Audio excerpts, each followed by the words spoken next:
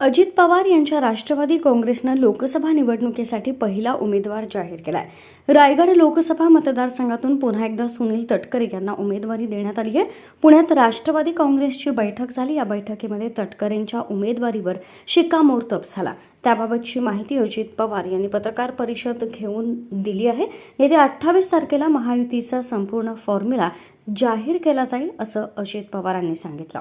महायुतीमध्ये अजित पवार यांच्या राष्ट्रवादी काँग्रेसला नेमक्या किती जागा मिळणार याबाबत नेमका आकडा अद्याप समोर आलेला नाही।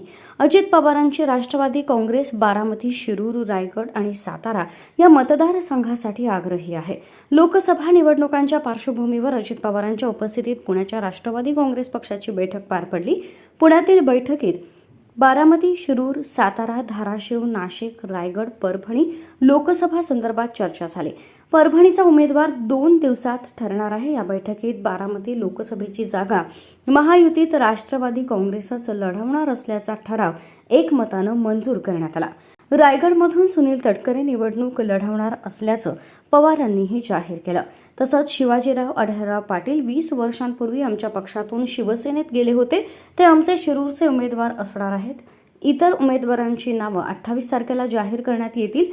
कारण नसताना पत्रकारांनी राष्ट्रवादीला 3 किंवा 4च जागा लढवल्यास मिळणार अशा खोट्या बातम्या चालवल्या। प्रत्येक मंत्र्यावर एका लोकसभा मतदारसंघाची तर प्रत्येक आमदारावर एका विधानसभा मतदारसंघाची जबाबदारी असेल। नरेंद्र मोदींना पंतप्रधान करायचे आहे। सातारची जागा अजून जाहीर झालेली नाही। उदयनराजेंना सांगण्याचं काम भाजपचे नेते करतील असं पवार म्हणाले। रायगड लोकसभा मतदारसंघातनं तिथले उमेदवार म्हणून राष्ट्रवादी काँग्रेस पक्षाच्या वतीनं सुनील तटकरेजी तिथं उमेदवारी महायुतीचे उमेदवार म्हणून त्या ठिकाणी लढवतील।